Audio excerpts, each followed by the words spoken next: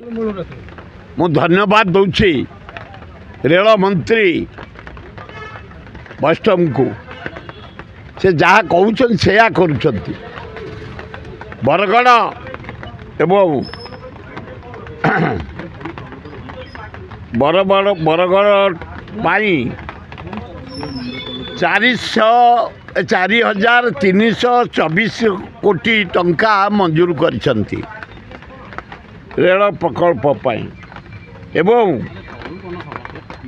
Nuapada Bargarh rail line नूतन line पड़ब 4,324 कोटी टंका काली कैबिनेट अप्रूव हो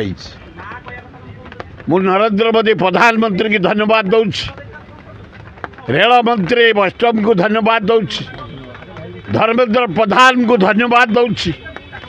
एवं मोहन माझी की धन्यवाद दूची। मोहन माझी की भाग्य पाइच है तमें महाशून्य रे तमर नुआ पैसा दान नहीं ये दीटा रेल प्रकल्प पाई धर्मेंद्र अच्छी एवं रेल मंत्री वैष्णव अच्छी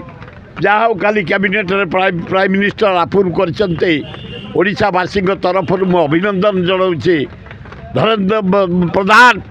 तमें 10 दिन तले या विषय आलोचना कर सहित जोड़े नुआ प्रोजेक्ट आसुची रेलर RR 4,000 ऊर्ध्व टंका